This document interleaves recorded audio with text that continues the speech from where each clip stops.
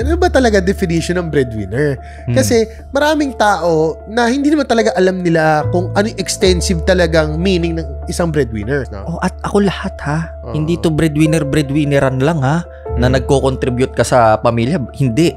Yung totoong breadwinner. Kasi dami ko naririnig sa social media, nag-aambag. May classification ng breadwinner kayo na nag-aambag lang ng kuryente, breadwinner ka na. Yung totoong breadwinner ay ikaw lahat. Oo, tubig, kuryente, renta, allowance, pagkain, allowance ng mga kapatid mo. Lahat talaga. So nabanggit mo sweldo, 14,000 allowance. 17,000 pa lang renta na namin sa bahay. Tubig, kuryente pa. Allowance ng mga kapatid ko. Allowance ko pang araw-araw. Kulang talaga, tol. Sa social media, may mga kumakalat na konting kibot, ikaw na yung breadwinner. Hindi, I guess, hindi nila naiintindihan talaga yung lalim ng the sacrifice. Sacrifice, yes. The sacrifice. Iliteral natin, hospital bills, kuryente, tubig, pamalengke, grocery, amortization kung meron ka tuition fees ng mga kapatid mo, diba? Emergency fund. Dagdagan natin yung mga sakripisyo na yan ha. Hindi lang ito sa pagbibigay mo sa pamilya at sa mga taong tinutulungan mo. Sakripisyo din ito kasi yung sarili mong pangarap mapopostpone. Tama. Madi-delay. Tama. Malaking sakripisyo na hindi mo yan may enjoy agad-agad. Tama. Kinikita mo, hindi ka makakapag-shopping, hindi mo mabibili gusto mo, hindi ka makakapag-travel. Wala. Tama. Priority talaga, bigay. For example, ano ba una mo naging trabaho? Actually, wala akong college degree.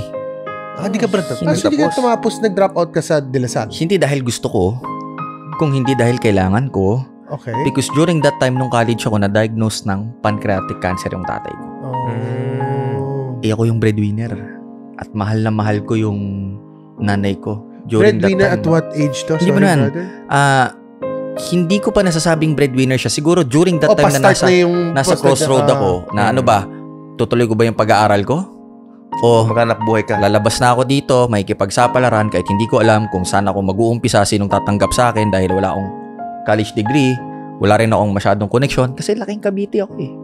Diba saan ako mag-a-apply ng trabaho? Diba? So I don't know where to start. So sabi ko dahil mahal ko yung pamilya ko, mahal ko yung nanay ko at may exposure naman ako sa college, my mom is a high school graduate. Sabi ko sige ma, ako na lang. Doon na ako nag-decide to carry on my dad's responsibility. Excited ako dito, no? Nakakapagod ba maging breadwinner?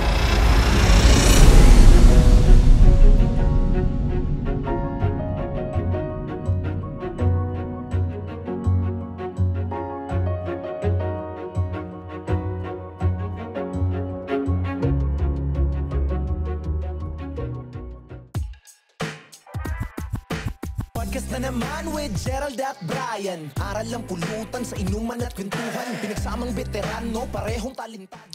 Hey everyone, and welcome to another episode of Life Over Whiskey Podcast, where we share valuable life lessons and stories you can learn from over a glass of whiskey. My name is Brian. And I'm Gerald. Direk J, magandang gabi ulit sa'yo. Magandang gabi ulit sa'yo, sir. Oo, at alam ko excited tayo with this new episode because we've invited someone I know, which I feel like marami talagang mapupulot ng aral ng mga tao because just like me, itong tao na to is also into personal development and self-mastery. Direct, without further ado, ipakilala ko na sa ating mga kalobarkada and mga ka-whiskey natin out there. Our guest for tonight, siya lang naman ang COO of Unicorp, the powerhouse behind the brands UniPC and Uniprint. Also a key figure in the crypto trading space as part of Crypto Beginners Launchpad. And he serves as the general manager of Aquest, a sister company of IM Plus Coaching, focused on financial coaching and business coaching. At meron pa siyang mga ipapakilala or introduce kung ano yung mga ginagawa na later on. Without further ado, let us all welcome MJ Aguilar. Magandang gabi sa inyo mga ka-whiskey. Yun, cheers tayo, brother. Banayad na banayad, mga tol. Banayad. So, guys, ang topic natin for tonight, Derek and MJ, no? Excited ako dito, no? Nakakapagod ba maging breadwinner? Grabe. Mukhang magva-viral na naman to, Bray. Maraming breadwinner ang Diba? makaka-relate. Oo. I feel like your story, MJ, maraming mapupulot na aral yung mga tao dahil I'm getting ahead of myself. Haya kita magkwento. Pero take us back muna, brother. Take us back to maybe your childhood. Paano ka ba lumaki? Saan ka ba lumaki? Anything that comes into mind when you think about your childhood? Childhood, I guess masasabi ko na lumaki naman akong komportable buhay namin. Kasi yung dad ko, isa sa mga unang naging idol ko sa buhay ko. Kasi naalala ko nung bata ako, kinikwento niya sa akin. Lumaki sila sa tabing dagat.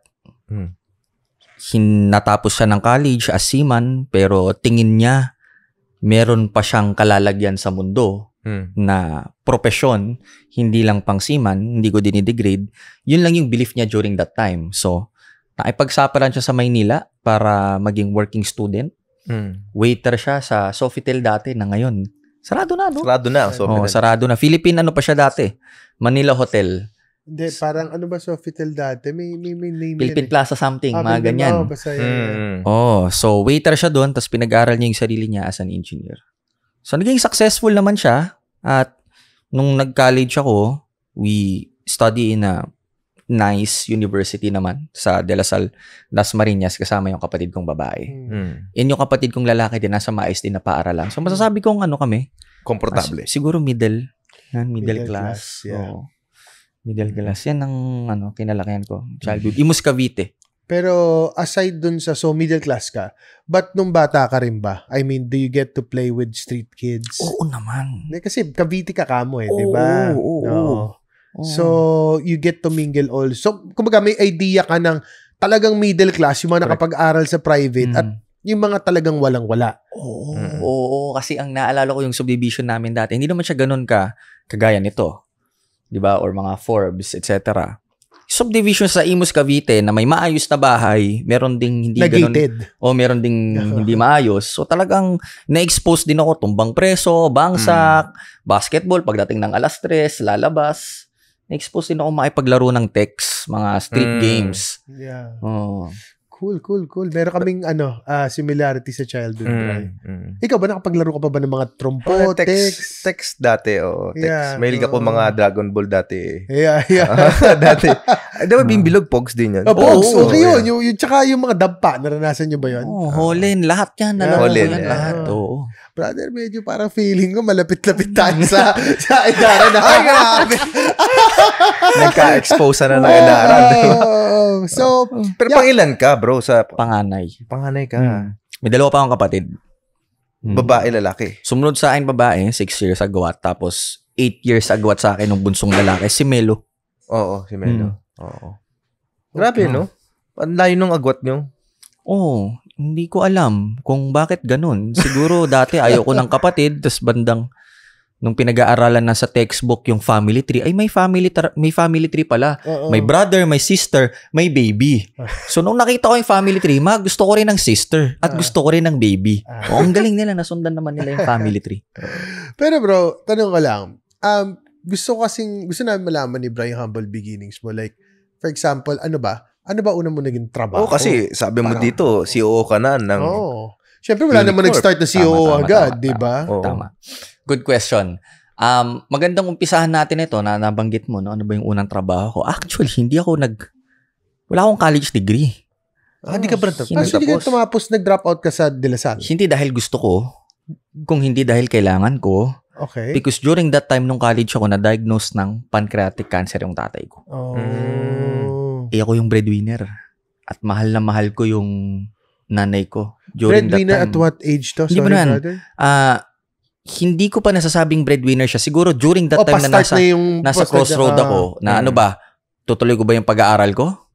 O maghanap buhay ka? Lalabas na ako dito, makikipagsapalaran kahit hindi ko alam kung saan ako mag-uumpisa, sinong tatanggap sa akin dahil wala akong college degree, wala rin akong masyadong connection kasi laking Cavite ako eh.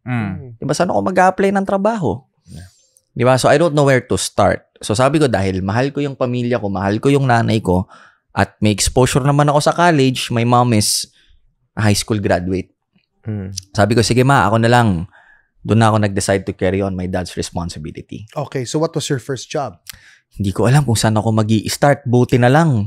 Yung mga kaibigan ng tatay ko na networker, na nagpupunta ng bahay. So, nagtanong-tanong ako sa kanila, Kuya, may alam po ba kayong pwede akong mag-start ng trabaho? Kasi kailangan ko na. Pagkakitaan. Correct.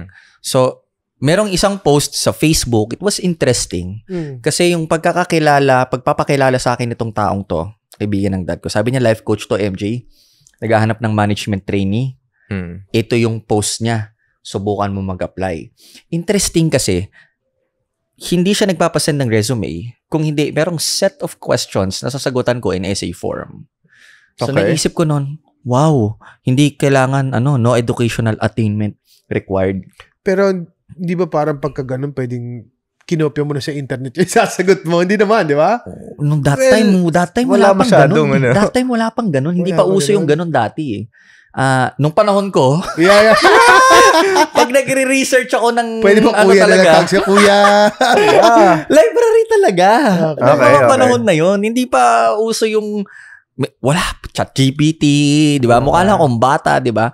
Google, hindi eh. Kasi the question is, ano yung practice mo sa buhay mo araw-araw? Anong mindset mo? Ano yung mga librong nabasa mo? If I can remember it vividly. Puro personal eh. It's something na hindi ko may isipan. Maghanap kaya ako ng kokopyahan dito. Hindi eh. At yung naisip ko nun, ang galing nito, no educational attainment at resume type yung essay type yung pag-a-apply. So sabi ko sa isip ko, gagalingan ko. Kasi ito na lang yung chance ko na mag-a-apply ako na hindi titignan yung TOR ko. Might as well give my best, give my all. So, what was that? That was Russ. Coach Russ. Yes. So, hindi ko alam kung ilan yung aplikante, pero natawagan ako. Nagpunta ako ng office. 3 kami doon. Isa ako sa mga natanggap. That's my first job. Okay, pero nung bang time ng ano ko lang, nung college ka ba nung nag-drop out ka? Or not drop out yung, dahil yun nga, ikaw na nag-take na responsibility. Ang curious lang ako, Bray. Sige. Anong klaseng estudyante ka ba? Basag ulo ka ba? Babaero ka ba? Mabait ka ba? Ano ba yun? Babalikan pa ba natin yan, MJ? Kailangan lang malaman. Babalikan pa ba natin yan? Kailangan malaman syempre ng mga ka-whiskey natin yan. Para at least they get to relate to you. Yeah. Kung ano ba talaga ang history mo. Mga ka-whiskey, ito ay nakaraan na. No? Magiging klaro lang kami, ha? Siguro mga na to, mga 10 years, 12 years, 13 years ago na to. Okay. No? Hindi. To share with you, valedictorian ako ng grade 6. Okay. Ay, wow. Medyo magaling pa ako sa school nung high school. Okay. So, feeling ko, nung college, medyo nagkaroon ng luwag.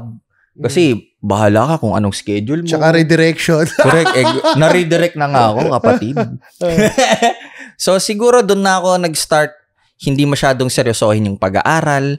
Kasi siguro internally, yung self-talk ko nun, hindi ko pa rin talaga alam kung anong course ang pipiliin ko.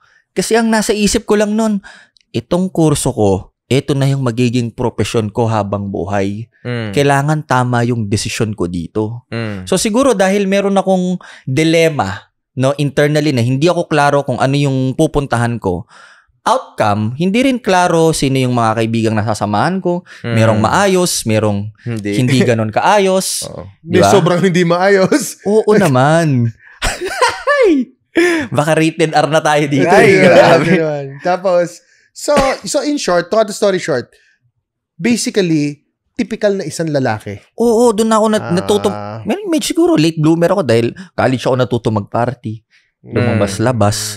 Mag-club. Nung high school talaga, wala. Ano lang ako niyan? Aral, school, and extracurricular activities. Doon ka pa nagsimula na mag-explore. Tapos, yun nga, sa gulong ng buhay, kinailangan mo magtumigil. Kasi nga, inako mo na yung responsibilidad ng tatay mo.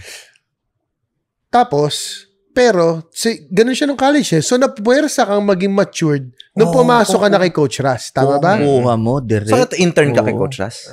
Oo, that time. Yun yung starting point eh. I've heard unting-unti lang na story na to. But as far as I can remember, ikaw yung pinakaunang intern ni Coach Russ. Ako nga, ang pinakauna talaga bago dumating yan. Si Migs ako nagpakilala dyan at yung mga sumunod na. So, halos lahat ng Paano nakalala si Migs? If not all, churchmate ko yan eh. Churchmate. Oo. So karamihan ng mga nandito, ng mga senior coaches Oo. sa IM Plus, halos ako nagdala sa kanila lahat. Mm. Oo, sa space. Mga kaibigan ko sila. So I'm Galing, happy. Kasi hindi pala totoo yung it's lonely at the top eh. Mm. You can bring your friends pala. Posible pala. Oo. But it really took a while. Pero, nung time na yun, bro, nag-apply ka. Marami kang kasabayan. Intern ka nun. So, wala kang bayad. Meron akong bayad nun. Allowance? Oo. Oh, okay. So, kulang pa yun. Kasi imagine mo magkanong renta namin sa Cavite. 7,000 pesos. O sabihin mo na yung allowance ko during that time. And that was what year? If you don't 2014. 2014. And how were you at that time? 10 years ago. How am I? No, how old are you at that time? 21. 21. So, kung 21 ka nun, so at an early age na pwersa ka na talagang gumawa ng pera on your own ways, no? Oh, at ako lahat ha. Hindi to breadwinneran lang ha. Na nagko-contribute ka sa pamilya. Hindi. Kurenta Yung tubig, totoong breadwinner. Kasi dami ko naririnig sa social media, nag-aambag. May classification ng breadwinner kayo na. Nag-aambag lang ng kuryente, breadwinner ka na. Yung totoong breadwinner ay ikaw lahat. Oo, tubig, kuryente, renta, allowance, pagkain, allowance ng mga kapatid mo. Lahat talaga. So nabanggit mo sweldo, 14,000 allowance, 17,000 pa lang renta na namin sa bahay. Tubig, kuryente pa, allowance ng mga kapatid ko, allowance ko pang araw-araw. Kulang talaga, tol. So, paano ginawa mo? Bro, marakit ako during that time. Anong racket? Nagti-TV ako noon. Model, ganon. Or, paano? Cameo roles. Kaya medyo malakas ang loob ko nung... Mature roles ba yan? Hindi. Baka Viva Max yan, bro, ha? Yung totoo. Wala pang Viva Max. Wala pang Viva Max doon. Okay. Hindi, kaya medyo malakas ang loob ko during that time. Kasi nagtateatro na ako eh. Okay. So medyo rumaraket-raket na ako ng income. Nagtateatro ako nung third year college ako. Nag-start ako ng 12 years old, grade 6. Nagtateatro na ako, mga bandang 19, 20, nagdi-TV ako. Pinakamatagal ko at unang project ay Be Careful With My Heart. Nagkaalabasa na. No?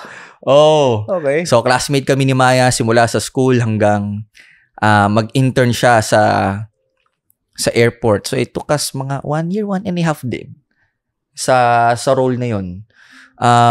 From there, Jezabel, tas mga teleserye, may konting TV. So doon ako sumusundot-sundot ng pang-extra.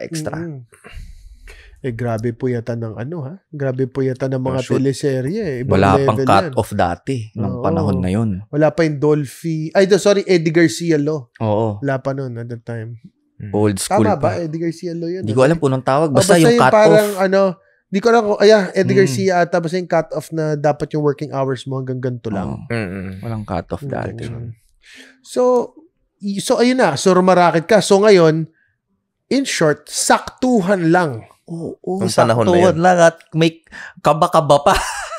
Kasi hindi mo alam kung may shoot ba. Paano diba? To, pare? Paano ko yung shoot mo hindi pay after? Saan ka kumukuha ng extra? Nangungutang ka ba? Anong ginagawa mo? Nagbebenta ako ng kung anong pwedeng mabenta sa bahay. So, for example, kalan. May koleksyon ng alak yung tatay ko. Kapatid. Kaya nagustuhan ko yung whiskey natin eh. Ay, grabe. Kasi yan yung tinitira namin. Hindi namin naubos eh. So, nabibenta ko yan, mga 4,000, 6,000, 8,000. Hanggang ngayon after 10 years nang namatay tatay ko. So, sobrang dami palang alak ng tatay mo. Hindi pa namin yan ubos hanggang ngayon. So, kasi ilan lang naman bibenta ko dyan pag walang shoot eh. So, bibenta ko na kagad, okay, buhay na kami ng 1 linggo. So, may Diskarte. Being resourceful talaga siya. May racket na. Buhay ka na naman. Ganun. Talagang gagawa ka lang talaga ng paraan. Anong pwede kong ibenta. Diba? Nalala mo yung parang, siguro nandun ka na sa struggling eh. Diba? Parang making ends meet. Some people would say it's paycheck to paycheck. Yes. Do you still remember maybe a crucial or pivotal moment na medyo nakalabas ka na doon? Nitong pagkatapos ng pandemic. Ang tagal pero ang tagal din pala, pare. Oo, tagal sa din. pandemic. Oo. It was 4 years ago. 3 years ago. From 2014 to mga 6 years din. Mga 6 years din. Pero hindi pa ako nakakalabas talaga doon Ito yung time na nararamdaman ko na malapit na. Yung medyo parang hinanda mo talaga nakakabili ka na sarili bro mo. ng mga bagay na gusto mo talaga. Kasi from 2020, Pembo, Makati. Diyan kami nakatira, yung talagang dikit-dikit, bahay. Pero from Cavite, Pembo ka na. Upgraded ka na bro. Kahit papaano. Kahit papaano kasi, tol, magkano naman yung afford na tirahan namin sa Pembo? Mas maayos pa rin yung sa Cavite. Ganun ba? Kala ko pang old rich ang Makati. Hindi ba? Pembo pa lang, yung tabi ng BGC. Okay. Yung ano doon, talagang mas okay pa rin yung titira namin sa Cavite. Pero doble yung presyo dito. Kasi kailangan dahil college na yung isang kapatid ko. Dito na kami nagtatrabaho pareho sa BGC. Malapit. So, kailangan na namin talaga ng mas malapit yan. So, 2020, ito yung time na walang negosyo, maraming tao. Pero kami, dahil medyo digital savvy kami, parang na-vacuum namin yung oportunidad ng 2020. Bandang 2021, dito ko nararamdaman yung parang biglang overnight success na pumalo lahat ng pinaghirapan mo. Hindi lang ikaw. 6, lahat 7 ng nasa years. circle. Oo, yan. Na yan ang evident and I can attest to that. Na parang yung pandemic, a lot of people were worried because they have been doing it for so long. Ready sila to really reap na diba? And harvest kung ano yung tinanim nila. I feel like yun sabi mo, nagulat ako actually when you said na recently lang, ilang years pa lang nung naramdaman yung pivotal moment. All the while I thought, nung nakilala kita na nung 2019 pa yun Pero paangat na. Pero Bri, baka pwede mo explain sa mga ka-whiskey natin kasi baka hindi nila maintindihan kung ano ibig mo sabihin na mag-harvest sa anong business ba sila para maintindihan ng ating mga ka-whiskey. Well, in the beginning, I was into the insurance industry. Kaya ako nakilala yung coaching training company organization that I Am Plus, which also si which MJ is part si MJ doon. Okay. May part sila doon also does insurance. And you're part of the A-Quest. Yun yung team nila So basically, ang ibig nilang nating sabihin is nag-boom lahat because of the insurance business ba or the speaking engagement? Yung opportunity during the pandemic, na karamihan ng mga tao doon sa industriya, hindi sila ready in terms of technology na hindi sila marunong mag-Facebook ads, mag-Facebook page, mag-Zoom.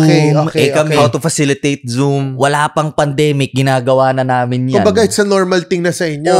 So, when everyone is trying to stress, anong gagawin ko, paano ako magpipivot, magta-transition, sumasalo na kami ng mga biyaya. Na-funnel na nila. Ang galing, no? Parang kung isipin mo, the universe has prepared you already before it's coming. Galing. Ang tagal din. Slow talaga. As in, slow, dark moments na naisip mo, may nangyayari ba to? May nangyayari ba sa buhay ko? Tama ba yung ginagawa ko? Ang dilim talaga. Alam mo bro, ako kasi I'm exposed to their space. Lahat may mga creators na within the circle, probably manonood sa atin, nakikinig sa atin, would know. Lahat nun, pandemic was the pivotal moment talaga sa inyo Lahat, nag-usbungan sila. And nakakatuwa lang dahil sabi mo nga, tagal mong ginagawa, hindi mo alam kung tutuloy mo pa ba to. May mga doubts na yan I mean, years of doing it consistently over and over again, doubt will eventually creep in Pero, you stuck with it long enough and hard enough. At, ang ganda na, look where you are right now. Pero bro, matanong ko kayong dalawa. Kasi, di ba, kanina nag-uusap tayong tatlo, pinag-usapan natin, ano ba talaga definition ng breadwinner? Kasi, maraming tao na hindi naman talaga alam nila kung ano yung extensive talagang meaning ng isang breadwinner. Lahat tayo magbigay ng take natin Sabi natin kanina, we all agree, when you say breadwinner, ikaw lahat. Okay.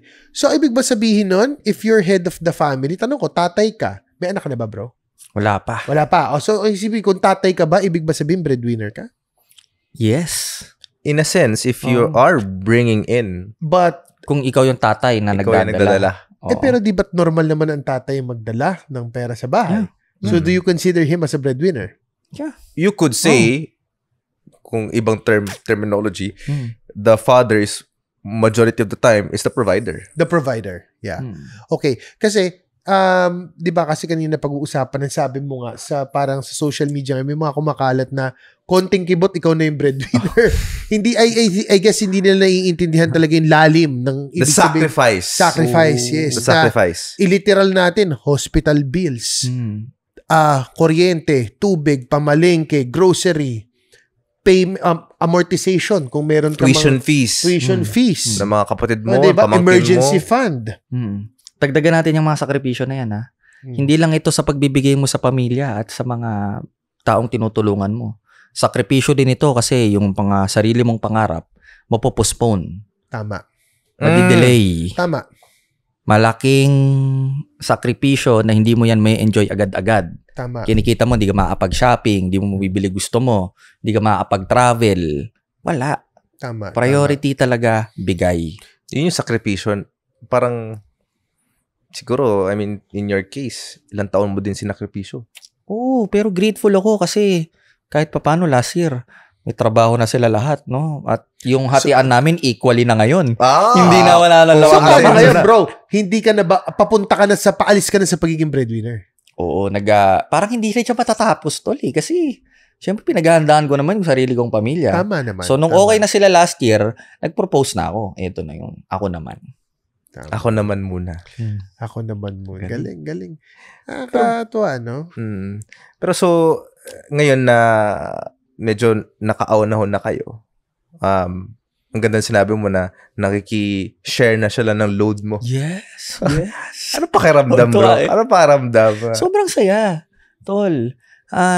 Number one, fulfilled ako kasi sa word mo kanina, naihanda ako sa oportunidad. I guess hinahanda rin ako para hindi ko alam kung anong hinanda sa akin ng Diyos pag naging tatay na ako, pag may sarili na akong pamilya.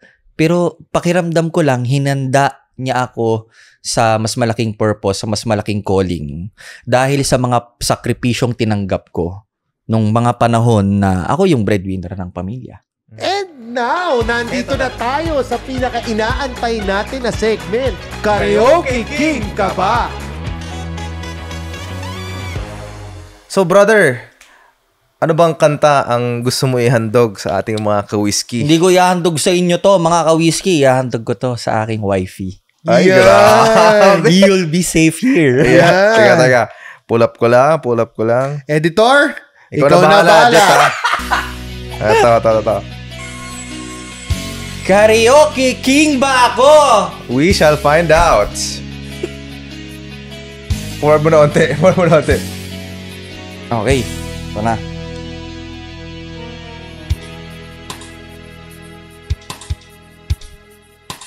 Verse 1 talaga. Nobody knows just why we're here. Could it be fate or random circumstance? At the right place, the right time, two roads intertwine. And if the universe conspire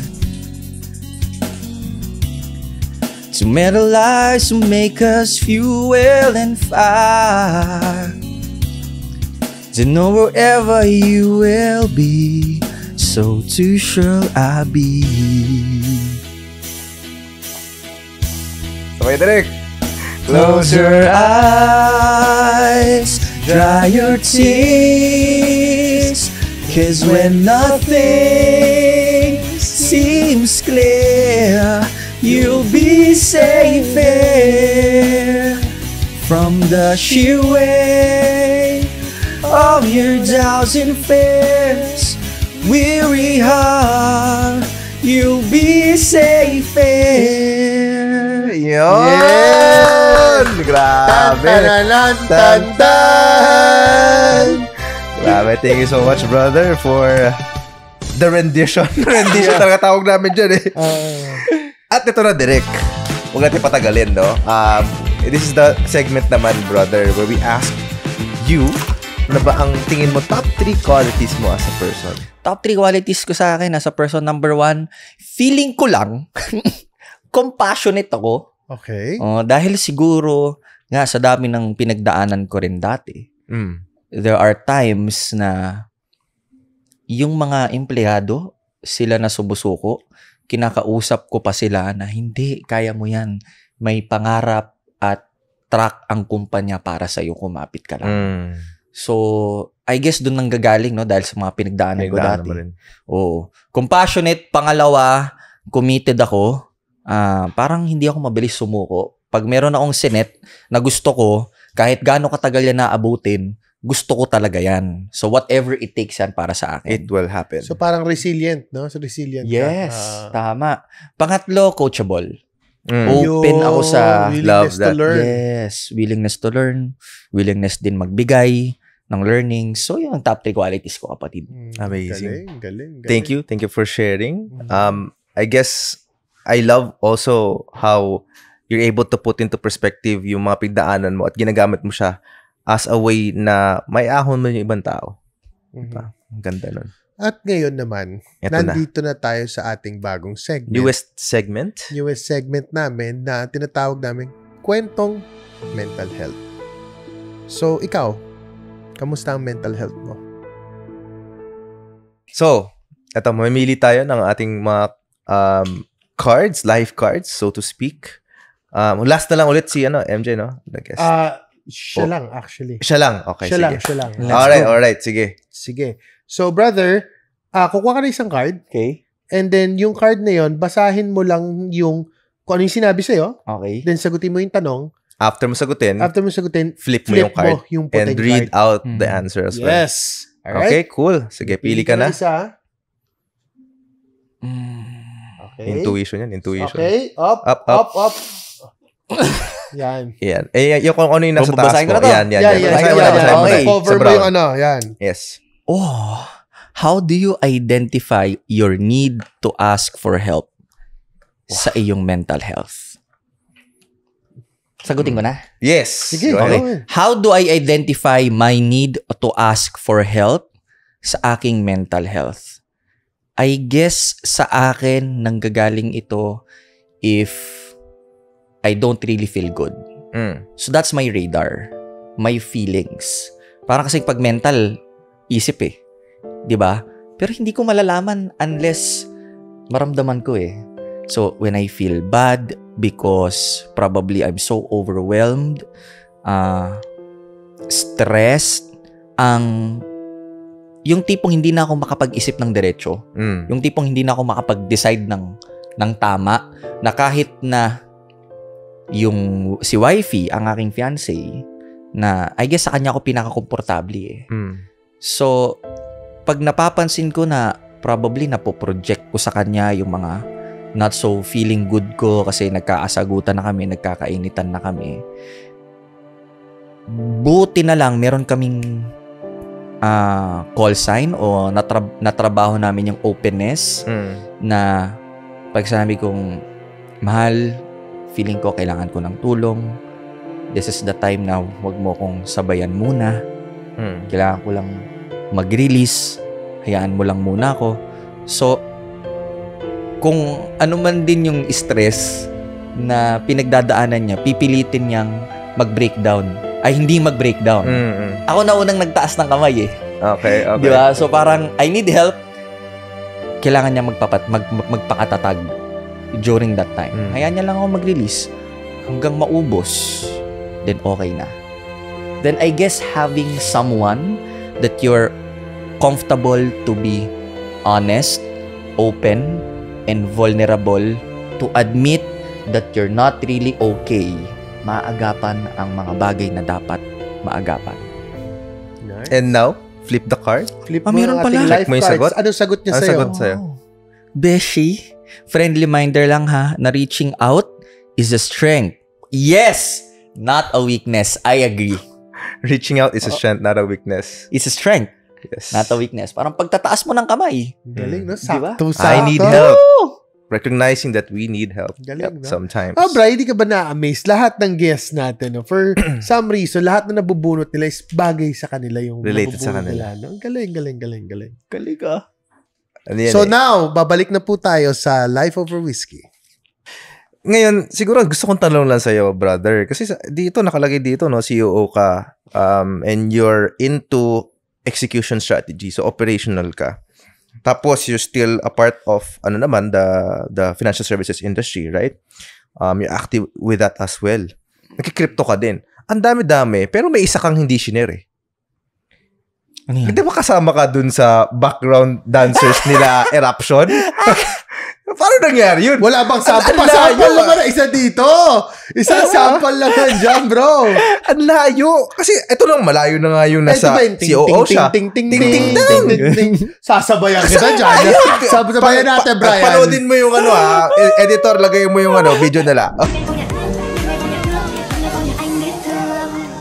Giây phút em gặp anh là em biết em si tình tình tình tình tăng tăng tình tăng tình tình tình tăng tăng tăng.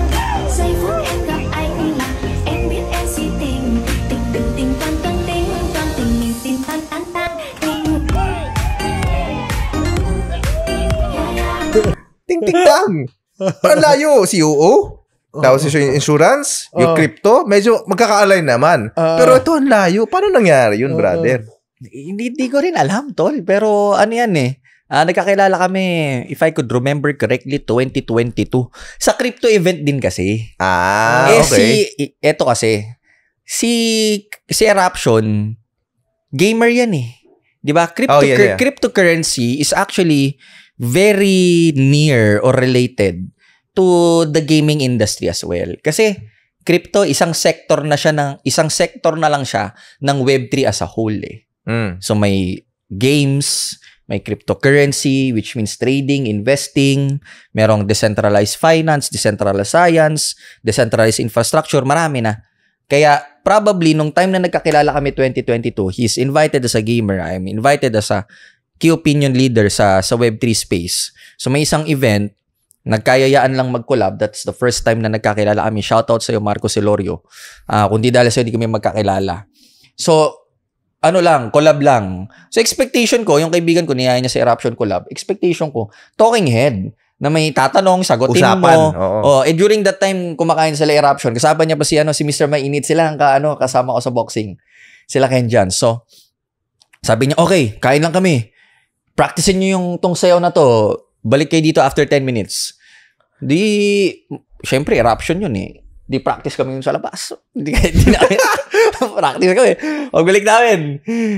Tawag dito. After 10 minutes, balik kami. Eric, we can now shoot. We're done. No, nakapag-practice na kami. So, shoot kami.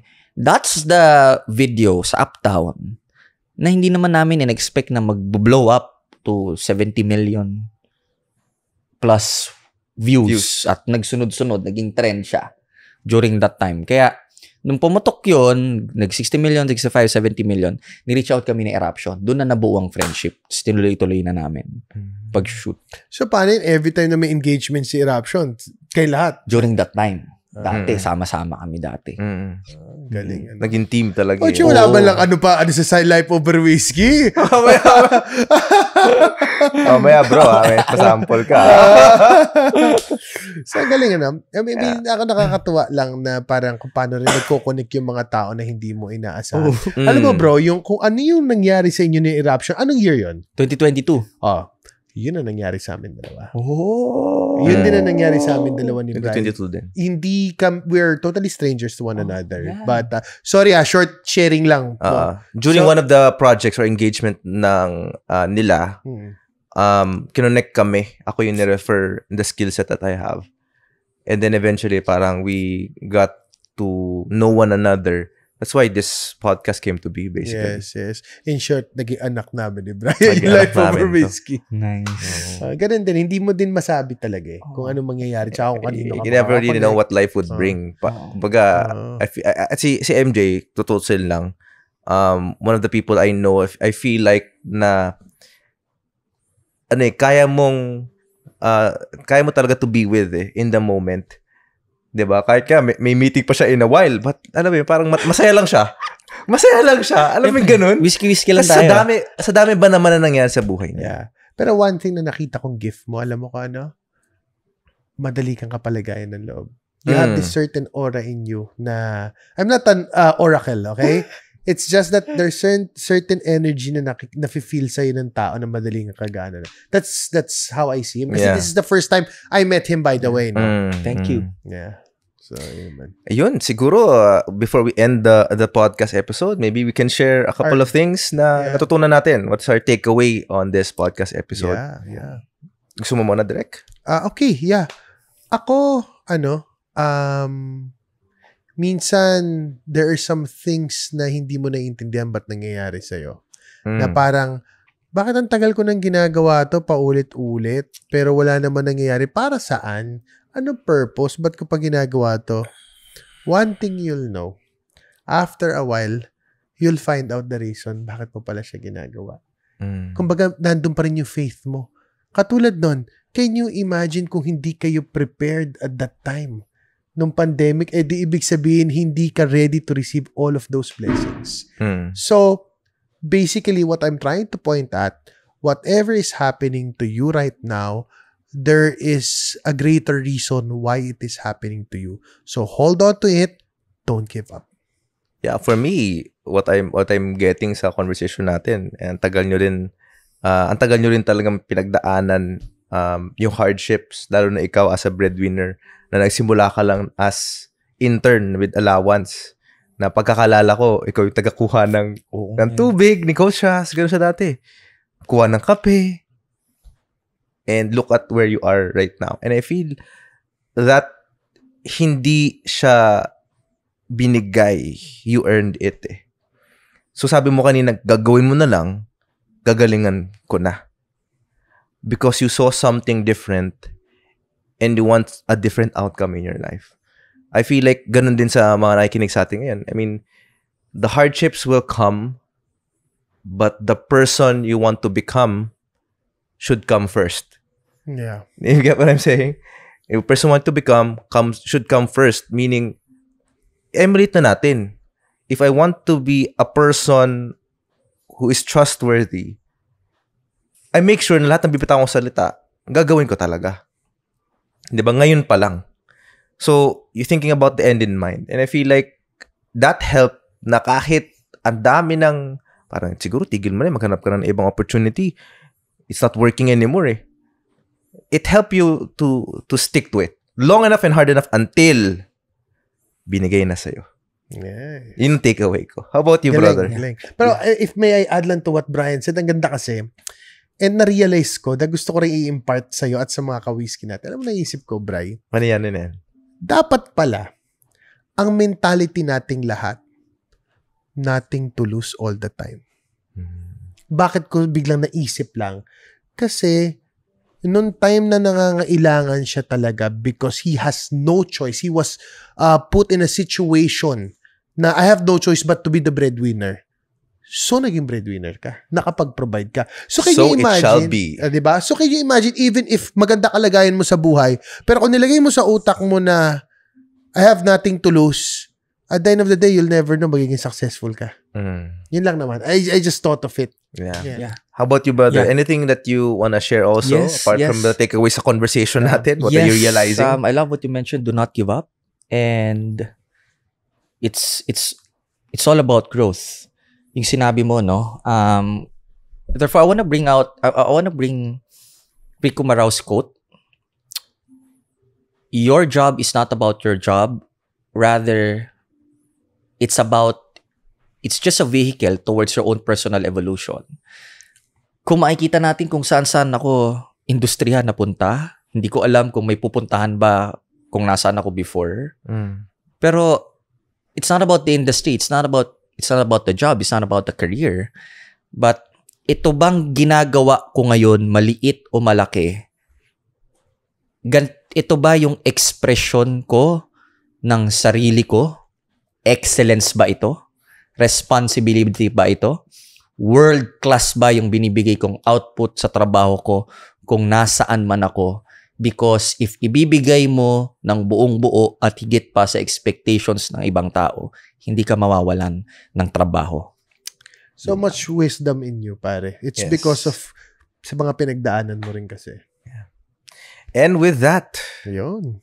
saan ka ba nila makikita, brother? Facebook, MJ Aguilar. Instagram, MJ Aguilar Bigla Official. nag-switch siya. TikTok, tsaka MJ Aguilar_official. Yon. Maraming salamat for mga kalobarkada, mga kauskin natin out there who's listening and watching. We will see you on the next episode. Cheers. Cheers. Mga whiskey. May utang. Yes! Sober man o tipsy, aral makukuha mo sa life over.